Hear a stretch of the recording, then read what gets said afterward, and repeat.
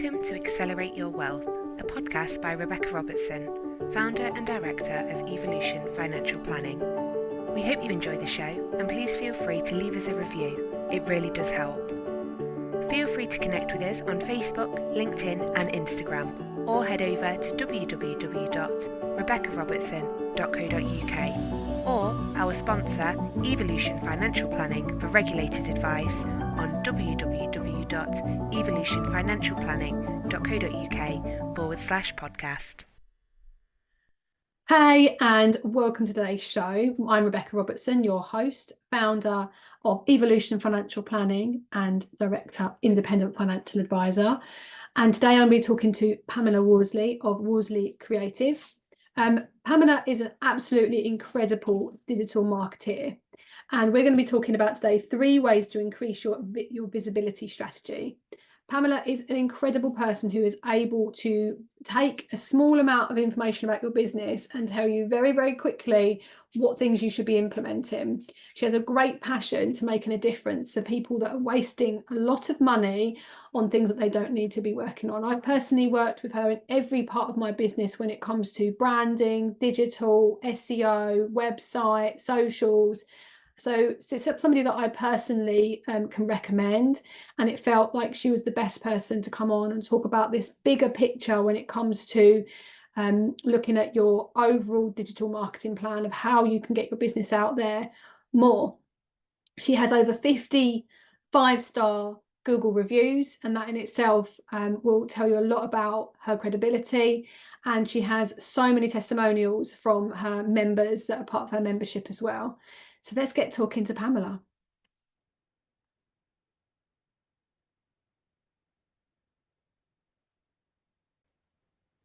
Hello and welcome, Pamela. Hello, thank you so much for having me, and thank you so much for that intro. I mean, is that really me? But yeah, I'll take it. It's you. Lap it up. Love it. So, Pamela, we're friends, right? So this is going to be sort of quite a open conversation. There's not going to be. I don't really do anything but, to be honest. I know, we're a bit of an open book, aren't we?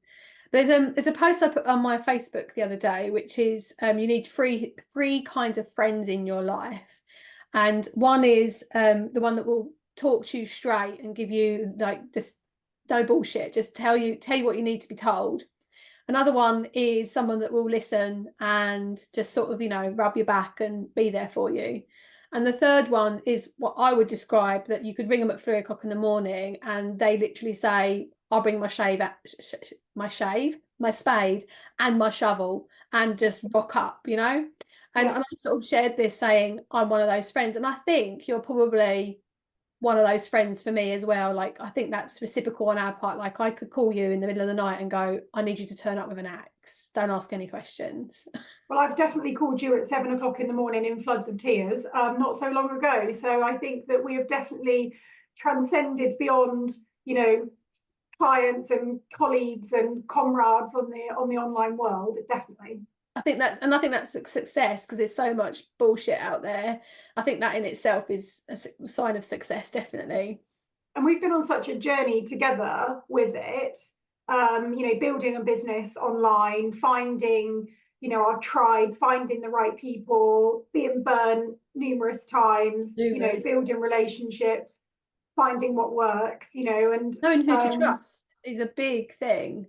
Yeah, absolutely. And I think as women being in business, you are surrounded by hormonal noise. And I mean that in the best sense, but it's kind of, you've got one person plugging into this set of hormones and another person that's trying to tap into that set. And what we've sort of come through in the last, sort of couple of years, and, we talk about this frequently, is that finding that North Star of, this is where I'm trying to get to in life, and I don't need anyone that's not in that lane or not supporting me going forward in that lane. And that, I think, is where we both find it so refreshing to be in each other's circle.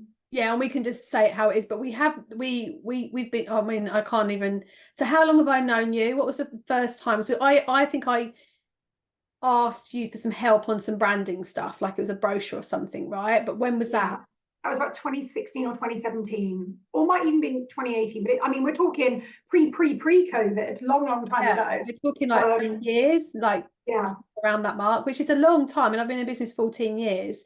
And you've helped me design a website, rehash another website, manage a website, do all my SEO, numerous brochures and downloads and branding documentation, and like literally, like, you are involved in my business in so many different ways, and we're looking obviously to work together even more going forward. I'm really looking forward to strategy day that I've got with you in a couple of weeks' time, because I've sort of realized it's interesting how you put a spin on things in business, and as soon as something shifts a little bit, you start to realize, actually, this should be my focus. So the reason for inviting Pamela along today is I feel like there's so much noise out there in the world, and I've worked with her for a very long time.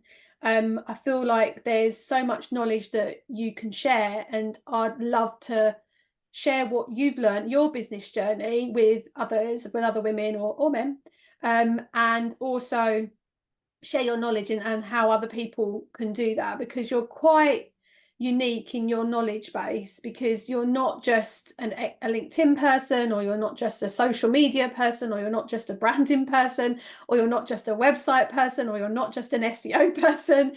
You're all of those things wrapped into one, which gives you quite a unique sort of backdrop, and it allows you to sort of step back and see the bigger picture. Which is why, sharing with people about how they can create a visibility strategy that's simple and right for them, that's the key part. I felt like it would be, that's why you're here, really.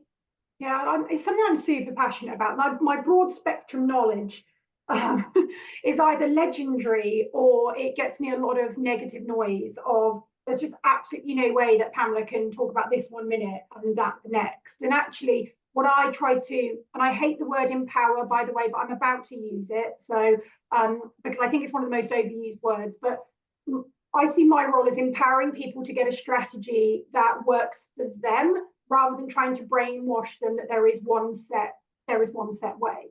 I'm a huge fan of Stephen Bartlett, for example, but he goes into the Dragon's Den, and the first thing he'll ask people is, what's your social media following? And actually, if the ideal clients of that person's business are not massive advocates of social media, then that's a null and void question. But we're in an environment now where there's a lot of echo chambers. So, there's a lot of social media experts, Gary Vee, Stephen Butler, there's a lot of social media experts out there. Then there's a lot of network, personal branding experts, that will try and encourage you, the Tony Robbinses, that you've got to build up this personal brand and you've got to use that everywhere. And then there's the people that you've got to be purely website based, and it's got to be all ads and all SEO. And actually, I'm here to say that there can be a strategy that blends all of that. But you've got to understand that, any digital marketing strategy that you put together is a long game. There really isn't, okay, paid strategies can get you traction, relatively quickly, or if you've got a PR engine behind you. But actually, the longer game that you play, and the more that you define your strategy in quite a simple way, and I always try and get people to break it down into 3 points or 5 points, that you can get really good traction as long as you're realistic about your goals, as long as you're really hone in on your ideal client, and you get passionate about where you're going to be as well. And that's, I think, why we work together so well, Rebecca, because we're clear enough that if I think you're steering wrong, I will say, I think you're steering wrong, and this is not the direction to be going in.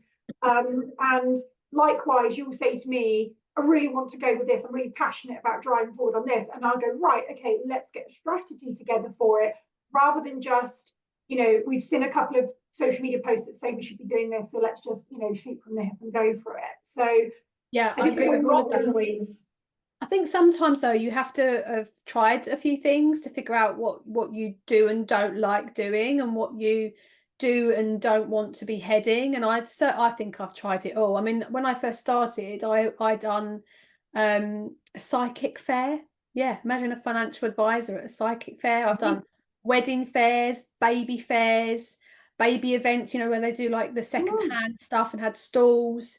I think pretty much if you name it, either footfall, physical, in person to online, I've pretty much tried it all.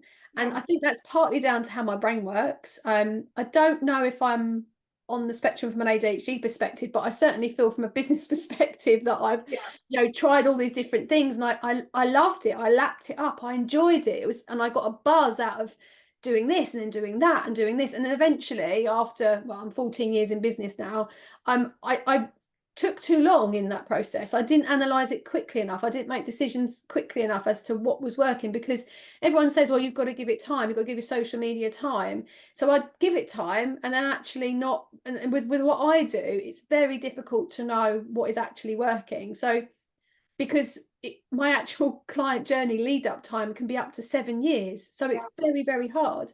But I've recently sort of taken on another advisor. Her name's Sandra. And I started to realise that I can't keep putting my content strategy together under my own company name, which means that then I have to do it under the company brand, which is Evolution Financial Planning, which means it needs to be signed off by compliance, which means that it needs to go on a separate platform to my current my main socials, like the podcast. But though I can do both, I can duplicate on my own profile both of them. I just can't put the content for Rebecca Robertson under Evolution Financial Planning for regulatory reasons. So it's quite complicated. And then having a new member of team and looking at how we can create content for her, and how that all leads into the main way that we generate clients, which is actually through Google and Google SEO. So and that's my realization, and that's what our strategy day is going to be about next, is okay, how can I bring all these elements actually into play to enhance the main thing that's working for us, which is our Google SEO. But over the years, I've done lots of different things. I've had masterminds, I've had memberships, I've had group programs. I've done a lot of things under my own Rebecca Robertson brand. And I'm actually, that limited company I'm closing later this year. It's not generating any revenue because I've come away from it like 18 months, 2 years ago. And so now I'm at the point where I'm going to shut it. And so when I say I've tried a lot of things and I've gone in all different directions, I literally have. But when I sat down and said, what assets am I creating? Not in my business from a marketing asset, but from actually like my exit strategy and what my long-term goal is. And I started to shift more towards that. For me, it felt that much more easier. And now I'm doing the same thing with the branding side. I'm needing to build more brand assets and traffic under the actual company that's making me money, which is Evolution Financial Planning. But over the years, I've had those noises that you've heard, that you described, those sort of 3 bubbled areas where you've got the personal branding people, the passive income kind of group of people, and then you're giving them all this noise and messages. It's really, really confusing. I would say I take my hat off to any small business owner that is trying to navigate themselves through self-marketing. If you've got a no budget or a limited budget for marketing, I take my hat off, because you can be on Instagram for less than 10 minutes before some faceless marketing guru is telling you just need to buy this 500 quid course, or some coach is telling you that it's just your money mindset that's holding you back. And there is so much noise online, and people think they're marketeers. And I get on my soapbox when I say that some of the website providers, some of the social media platforms have really brainwashed people to think, A, that marketing is free, and B, that it's really easy. So GoDaddy, for example, sorry if, disclaimer to anyone who loves GoDaddy, there are other website providers around. They will literally create adverts saying, be online in minutes, create a website in 60 seconds. And it gives a really false impression to people that building a website is easy, being visible is easy. And then someone starts up, they build this 60-second GoDaddy website, they start the free Instagram profile, they put their smiling face out there, and they get crickets. And it's just so disheartening for the small business owner. It's so disheartening for everyone around them, where they put up this big, I'm going to start my own business, and I've got my own website, and I've built my own logo through Canva, and I'm doing it, and then they don't get the impact that they want. That is not their fault. That is there's so much to say at the middle of all this noise that's around that says marketing is really easy and marketing is completely free and you can do this all in minutes, and virality. We've got obsessed with virality. And what I love that you said about experimenting, and you were doing fairs and networking and, you know, masterminds and memberships, etc. I think that when you get to a point in your business journey that you've found where your ideal client is, that would be my first point in any simplification strategy, is get to really deeply understand your ideal client. Now, that is not building up a blue avatar of, you know, Karen, age 34, 2 kids. That's about really tapping into the passion points, the pain points, the desire points, understanding your ideal client on a level of what's the drivers for their decision making? What are the questions that they're asking that need satisfying before they make a purchase on something? People make a purchasing decision for everything, whether it is buying a kettle, whether it is buying a house, whether it is buying a horse. You know, we're both passionate about buying those. People go through a buying consideration journey. And if you can completely understand the drivers of what will make someone buy your product over something else, over someone else's, that's where true power lies. And so I think that rather than, you know, needing to really complicate things and being surrounded by all this noise of just buy this course or just do this, the first key to any decent visibility strategy is understanding where your ideal client is, where they're hanging out, and what it is they're looking for from a questions and answers perspective, which is what you've done with your journey, because you understand that your ideal client might be hanging out on Instagram, they might be pinning loads of stuff on Pinterest, and they might be having good chats in groups on Facebook, but they're not using those channels to make decisions about their financial future. What they are doing is tapping into Google, at what age can I retire? You know, what should I be thinking about in terms of finance in my 30s? Or how, as a self-employed person, do I build a pension? They're the questions that are being tapped into Google. They're the things that your ideal client's interested in. And that's where you're taking your strategy. Exactly that. But when I was running a membership and you asked that question, who's your ideal client? The answer to what you just said was very different. If I was doing a mastermind, the answer to that question was very different, because it was a different price point. It was a different problem to solve a different solution. And if I rewind right back to before I worked with you, but before I was even a financial advisor, when I first started 14 years ago, I was doing mortgages, protection, life insurance, wills, and estate planning. I wasn't doing pensions or investments. And the questions that I would ask people, or the needs that I was looking to fulfill, were completely different. And I had a different ideal client base. Whereas now, 14 years, I've spent 14 years honing in on who is this client? What does she look like? What is she concerned about? And every time I speak to somebody, we have a lot of providers that call us and say, oh, who's your ideal client? And, or what's your client base like? They want to know, like, how much business they're going to get out of you. And my business is very different to a typical financial advisor's. Most typical financial advisors, one, they're male, there are obviously female, but the majority, they're looking after an elderly client base. So they're still driving around to their houses. They're still, you know, getting in their car, trying to navigate the streets. They're sitting down with paper, and they're not on Facebook, they're not on LinkedIn, they're not doing podcasts, they're not doing interviews, they're looking after 150 to 200 clients a year, getting paid probably anything from 250 to 300 grand a year, some of them more, to look after this sort of elderly client base. And mine's very different from that. And so I've known how to use that as my leverage, how I stand out, because when you compare the two, I look very different. Yeah, and I think there's power in that. And it's not to say that you need to be in business for 14 years before you can understand your ideal client. No. You know, and also experimentation is so important. Just like you described, where you went to the baby fairs and all these, you know, different places to hang out. I think one of the key things is locking into where you get joy.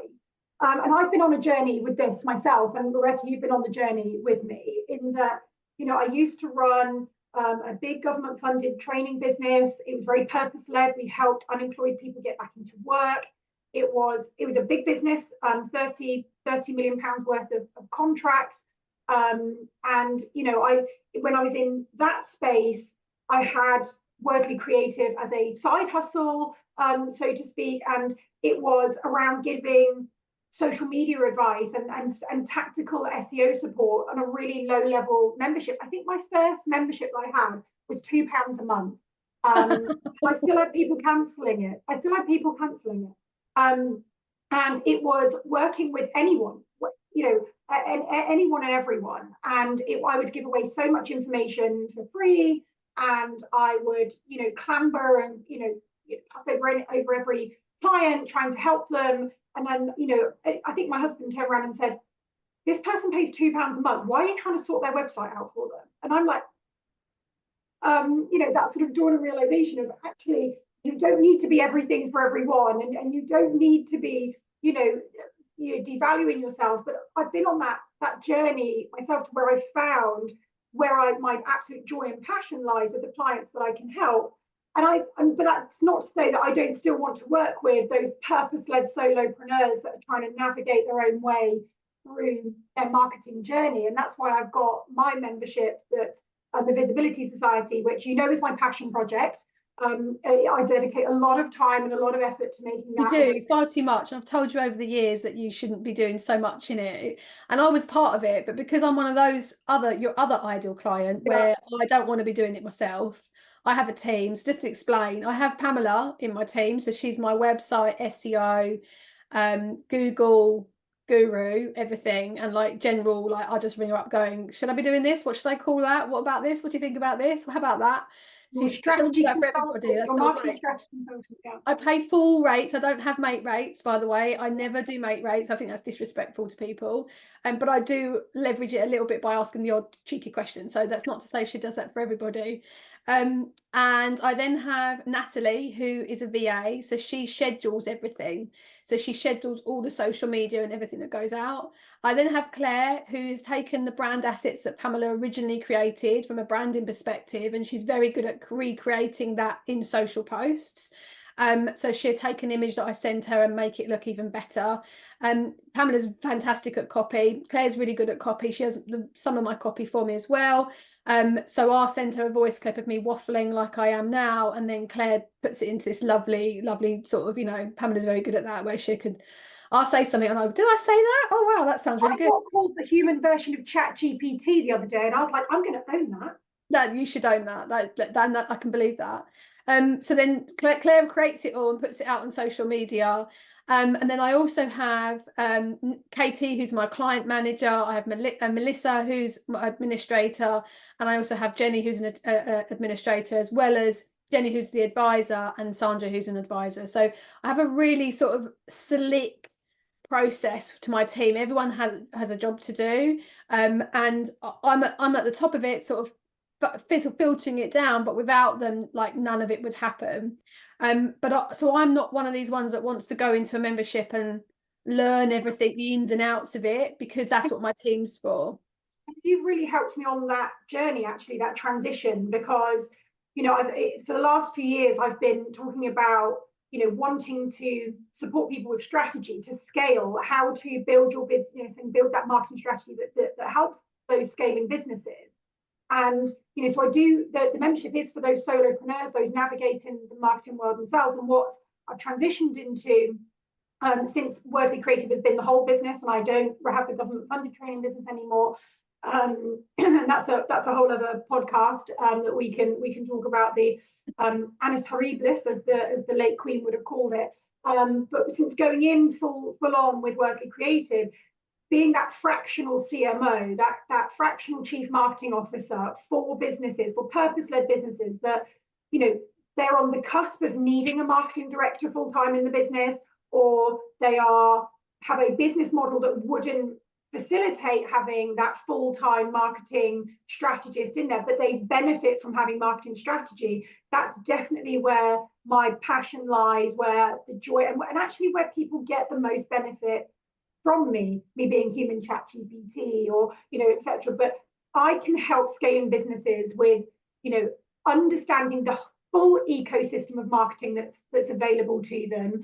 And because I've got that broad spectrum knowledge, I'm able to say, well, yeah, your own client is hanging out on here, but they're not going to be looking for X. Or if you want to do Google ads for this is the approach to be taking. And for the businesses that I work with now, in that fractional CMO space, that's really empowering for them, because there are so many marketing agencies that will do things in silos. So email marketing is very siloed to SEO, which is really siloed to social media. And actually, when you're looking as a small business owner, you want that simplification. And we said number one thing, understand your ideal client. The second piece is, find the platforms that you can give joy to. If it does not bring you joy to be on TikTok, then do not be on that platform. If you're morally against Pinterest, I've got photographer clients that are morally against Pinterest and all it stands for. I'm like, then you don't need to be on it. You can build a business without needing to listen to every guru telling you that that's how they made 7 figures, or that's how they became an overnight success.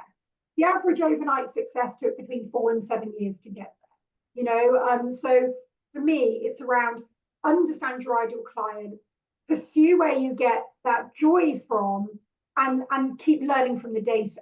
I think that would be my 3 things to a simple online visibility strategy. Would be understand your ideal client, hone in on where it brings you joy to be operating. I know you love the understanding the SEO side. You love creating articles. You love creating long form content like we're doing today. With the vlogs that you're starting as well. That find the joy of where you can give the most value. And that's where, for example, with me, the strategy days that I'm doing now, sitting on the board as a fractional CMO, that's where the joy comes for me, because I know that that's where I can really help to move the needle for the businesses that are scaling. So finding that passion. But data is so important. How would you analyze this? Because this is a bit of an issue that I've got at the moment. So I've gone through that sort of strategy process, and I do the podcast, and what I'm going to be doing is the vlogs as well, which is going to be more SEO focused. From that video, then it's put into TikTok. So we use an AI platform that then splits out the video content. So this is what will happen with this, and it will then be uploaded into TikTok. I've only got like 67 followers or something like that. It's very, very early days. But if you were in a room with 67 people that wanted to talk to you, you'd be flipping chuffed at that. I want to say to everyone, unshackle yourself from the number. I will say though, one of them yesterday was called Hugh Jackman, and he only had 4 followers, so I don't think it's actually Hugh Jackman. So I think there's some I'm not saying I'd be jealous of that. I'd be jealous if Hugh Jackman was following. So I know when I saw it, I thought, oh my God, Hugh Jackman. Oh, maybe that's not the same Hugh Jackman. So I do get the premise, but I don't know whether it's oh, I've accidentally put it on. Go away. I don't know if what's working. So, but it's a process that we're just testing, and we're just seeing what works. But we are getting views, and we are getting likes, and we are getting comments and stuff. I've then been doing short form YouTube, which the longer form YouTube doesn't seem to be doing very much, but the short form YouTube videos seem to be doing very well. We're getting quite a few hundreds of views on that, like 600, 700 views. Instagram, always been rubbish. Someone messaged me the other day saying your feed on your Instagram did look like this, all pretty, and now it looks like this, which is basically all ugly because it's reels with people's faces on. And I said, yeah, we're testing short form video content on Instagram, because the other pretty stuff has never worked. I'm talking 14 years and I've never had much traction from Instagram. LinkedIn, up and down. It's almost like if I do something like an event, or if I launch my website, or I do something of significance, then people seem to comment and it's got traction. We did actually get a lead this morning from LinkedIn, so that's very few and far between. Over the last 14 years, unbelievably, 90% of my social media traction comes from Facebook, and that's either recommendations or people that know me, or that just people that follow me on Facebook. It's the most bizarre thing. So we do reels on my page, reels on my personal profile, which do better, and then I do posts on my page, and then I share that onto my personal profile, and then obviously we have our Evolution Financial Planning page as well on there. But we've not done very much with that over the years. And there's so much. So in all of that, what I'm trying to say is there's an awful lot of data. And then if we look at Google Analytics, when I could access it, because obviously it's changed now, a lot of the data that was coming in was telling me it was Facebook. So I stopped doing Instagram for a while. I was stopped doing LinkedIn for a while. And it didn't really change my business. It's quite seasonal in the mindset sense of things of where people are at. So we have peaks and troughs, like Christmas is quiet, for example, summer's quiet. And we have periods of time where people are just not making big financial decisions. So it's filling those gaps in between, going, okay, when people aren't searching, how can we fill those gaps so that we're busier all year round? So what I'm trying to say is there's an awful lot of data with Google, with all these platforms. And then when I sit back and I ask clients, 9 times out of 10, how did you find us? I search for you on Google. And it's as simple as that. Yeah. And I think that this is the thing that, so you've really tapped into where your ideal client's hanging out, and the data that you're collecting is really good in the sense of asking people where have you come from, and you also ask how long have you been looking, how long have you been searching. But if I could empower everyone to say, put your assets at the center of your marketing strategy. You don't own your Facebook profile, you don't own your Instagram profile, you don't own your LinkedIn profile, you do own your email list, you do own your website, yeah? And if you can be building up the assets on those, you're going to be in a much stronger position, yeah? Now, younger people trust social media a lot more than older demographics, okay? But for me, when it comes down to looking at data, I always look at what is the activity that is going into the, what's the effort that's going into the activity, and what is that then churning out? But it's not necessarily as simple as, I've posted on LinkedIn and it's not working. What you need to do is a bit of a root cause analysis. So one of the things I just picked up when you're saying there was that your YouTube long form wasn't doing very much, but we've already had a discussion in the last week to say we need to be optimizing titles, optimizing captions. That can get you more traction. So what I would say to everyone is, if you've got a platform that's not working for you, but you're thinking, hang on a second, my ideal client is hanging out here, do a bit of a root cause analysis as to, is it about the strategy? Is it about some potential tweaks to content? Or is it that it's not your ideal client hanging out there? If you ask yourselves those questions, that makes the data even more rich because it adds context to it. Yeah.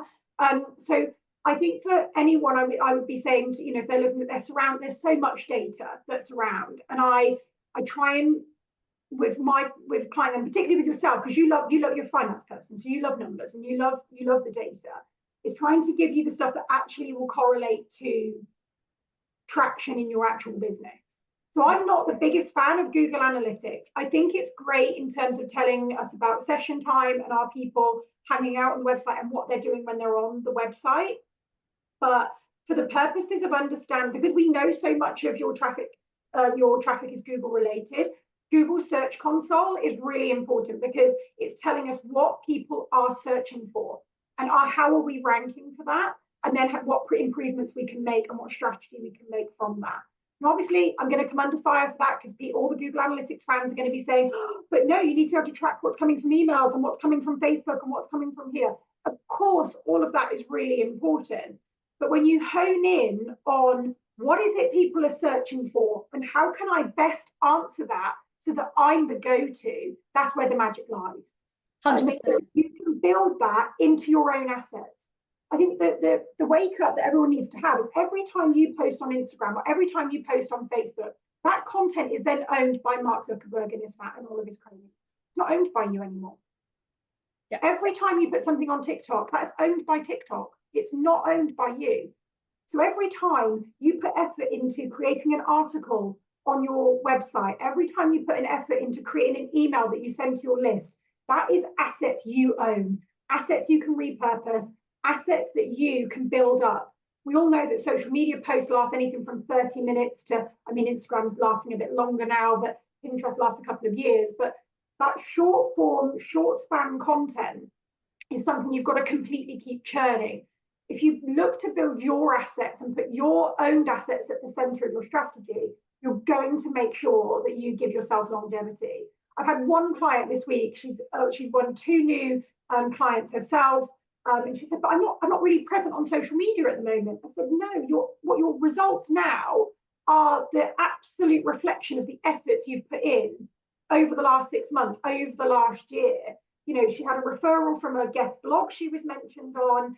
She's had where she was at an event last year. The efforts that you put in can take a long time to pay off. So just because social media makes us want to go, oh, where's the love hearts? Where's the likes? Where's the comments?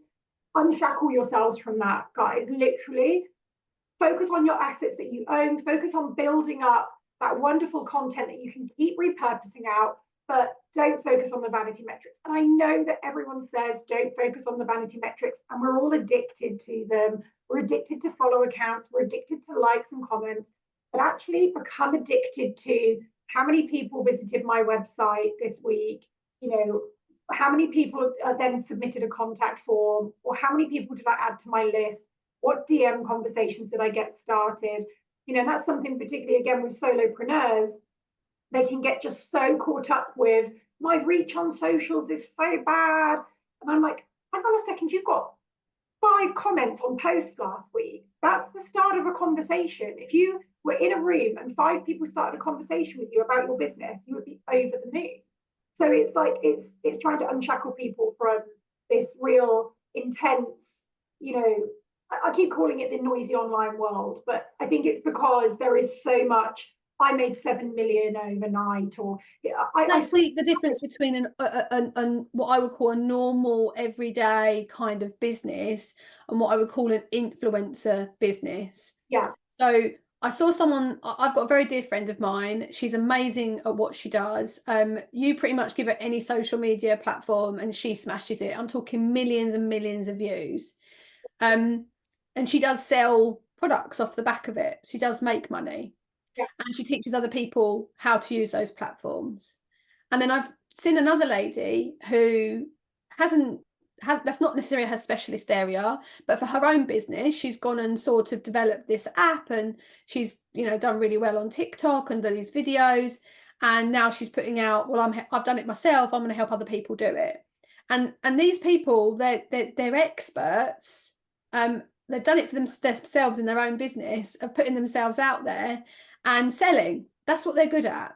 And I think it's really important not to look at their business and go, well, I should be doing what they're doing. It's a case of looking back and saying, what strategy is best for me and what's best for my clients and what works. I'd put less effort on social media than I ever have.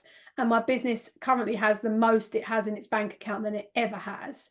So you have to really ask the honest question, does this effort and this energy really affect my bottom line? And does it really make me money? Or actually, is that a false economy? Yeah, and look at the data. Look at what the data is telling you, and use that to empower your decisions 100%.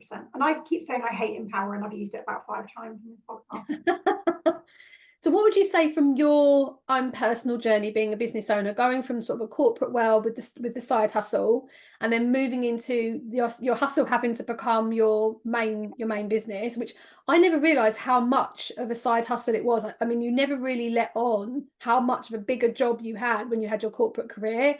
And it didn't come across as a side job at all. Like, you were an amazing expert at what you were doing. You developed a whole new website for me at that time. And now into where you've evolved into finding more your feet as to who you want to be and how you want to show up. What sort of 2 or 3 or whatever number things would you say to people that are solopreneurs, people just with a small team, maybe looking for that little bit next growth? What things have you learned about that journey that you would love to share? So I think it sounds cliche, but craft your circle really carefully, because the vultures will come after you, and the vultures will come after you with offers of friendship, with cliques and gangs to be in. And I say the word gangs, and it sounds really aggressive. I don't mean it to sound that aggressive, but tribes, and be part of this and join this. And when you're a solopreneur, or when you're taking this step from corporate into the self-employed or your small business space, it's bloody lonely. We talk about that, and that's how we've become friends, is that it's lonely making the decisions all the time, and it's lonely to not have the water cooler to go for. I'm still jealous of the people that go for a drink after work. I just take myself for a drink after work. But it's really known. It's a craft your circle, and I've made, I'm happy to disclose, I've made some real mistakes with, I need to be hanging out with these people, and I need to be in this gang. I need to be associated with these type of people in order to portray success. Made it. Yeah, to say I've made it, and I've put expectations on myself. I took on an office because I thought, hang on, I need to have an office. I need to have a physical premises in order to give this business credence. And I think I was doing that to satisfy an internal thing of, oh, Pamela started up this little business since she used to run, the big government funded training business. And, oh, she's got that, what is she doing there with that little thing that she's got going on there? And who does she think she is? And so for me, I was trying to find ways to legitimize my business, legitimize myself, when actually my client results are what legitimize my business. And, the 50 plus Google, 5-star Google reviews, and the fact that my client retention sits at 90%. And those are the things that legitimize my business, my growing turnover, my growing team. I would be lost without Sakib and without Irfan. And actually, that part of that journey as well is letting go of needing to be everything for everyone. And that comes on a personal level as well as in a professional level. And I spoke about when I had that £2 membership and I was trying to be everything for everyone, to where I am now, where I will turn away clients if I think that I can't add value, or if I think that, my passion is to work with purpose-led business owners, so the people who want to make a buck at any cost, or don't particularly have ethical values in how they want to sell their products or services. I'm not really interested in working with those. So that finding that piece there is really important. But from a personal level, when I talk about my team, Alison, Bethan, and Coral are three of the most important women in my life. Yeah, they're not my sisters, they're not my friends. Alison walks the dogs twice a week. Bethan comes and cleans my house 4 hours a week, and Coral does all my ironing. Yeah, they are so important for me in my small business journey, because my talent and my time is far better spent working with passionate entrepreneurs like yourself, working with ethical business owners, working with solopreneurs that want to scale. I'm so much better spent there than I am effing and jeffing over trying to mop a floor at living in white. Why would I have a white floor when I live in the countryside with 2 Cocker Spaniels? I have no idea why you've done. No idea. But Bethan is absolutely amazing at it. And I recognize my privilege that I've built up this infrastructure, but I also recognize the bloody hard work I put in to be able to build that infrastructure. So I would say to people, don't try to be everything to everyone. I'm not talented at ironing. My husband hates it as well. So Coral loves it. I pay her handsomely for it. And we have a good old chin wag on the door, every time that I go to pick it up. So don't feel that guilt of, I've got to be everything to everyone. And I've been on a super personal journey for that. And Rebecca, very much that I have a hang up of being the best mum and the best daughter and the best wife and the best sister and the best friend and the best dog owner and the best horse owner. And my perfectionism has very much held me back previously. And I'm entering an era now where I'm like, actually, good enough. And we can keep building on it on a day-by-day basis. Lovely. I love that. And thank you for sharing that and being vulnerable enough to share, because our weaknesses sometimes are our strengths, right? They sort of go hand in hand. What one last question before we finish up and we wrap up is there's a couple of things that you said. It sounds like from what you're describing that personal development, your own mindset is crucial, i.e. as to know where to focus, how to focus, where to charge, how to charge, who to work with, who not to work with, how to push yourself, how to manage yourself, how to just where to put your energy and your effort, and how to manage your team. Your own personal mindset is crucial. But then you also mentioned that there's like people that prey on that in the marketing sense. So having to work on those things so that you can grow and you can develop. And I would completely agree. So for me, it was one of many, which is they've got a conference next month on the 11th and 12th of May. Pamela, if you want to come, let me know. I would love to come. I'm in Portugal, so I was going to message you about that. Okay. And I've gone through their Lead the Change program. I've gone on their retreats, and it gave me the space, a safe space, to develop me as a person, to understand more. And I made very many different business decisions. It wasn't just a money mindset block, or I wasn't manifesting. It was much deeper than that. It was much more involved, and it's finding the right kind of people to work with. So for you, if people are getting all these shiny objects, or they're getting pulled in all these directions, or they're getting preyed upon, but you're describing they have to work on themselves, how do they go about doing that? Turn it off. I think the first thing to do is to go and do a big unfollow of anyone that makes you feel shit about yourself, or anyone that is constantly putting a narrative down your throat. Now, there will be people now that when they hear this will come out with social media posts about how it's my money blocks, or it's my jealousy, or it's my bullying, or whatever. Absolutely not. Go and unfollow the people that don't make you feel good about yourself. Go and unfollow the people that are putting a narrative into your mind that you are not good enough. Business is not for everyone. I am not here to say that everyone can be successful in business. It's bloody tough to be able to be successful in business. Do your research and do your due diligence on the people that you want to work with to help support you through the journey. And when I say due diligence, I'm not about this whole going on Companies House and ratifying if someone's got 7-figure businesses or not. What I'm saying in terms of due diligence is have a look at how they treat people online. Have a look at their testimonials on their website and on their social media as to how old are these testimonials. Is it the same people being wheeled out time and time again to give a particular narrative? And have a look at, are their behaviours aligned with your own? If you can maybe do those 3 things, I think that can help you with drowning out some of the noise. I've had to do a lot. Totally agree with that. I mean, the first time I worked with you, you did just the brochure, and that's what I do. I test with people. Or I'll go on a day event. I won't go and buy their whole program. I'll just go to like a 1-day event that they're running.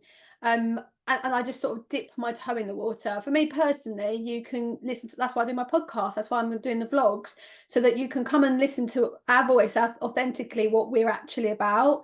And you can download my book, or you can do one of our quizzes, or there's things to test, right? And I think that's important the other way around, that when you're thinking about people working with you, how can they test you? What's like a test product for them? It doesn't mean your time, but it can mean an asset that you can create that can be reused, especially if you're doing one-to-one work. Well, thank you for sharing all of that with us today, Pamela. Was there anything my dog was suddenly, it's dog walking time, so he's now started to come into the screen. You can see it. I can see his ear poking up. Well, thank you for the prompt.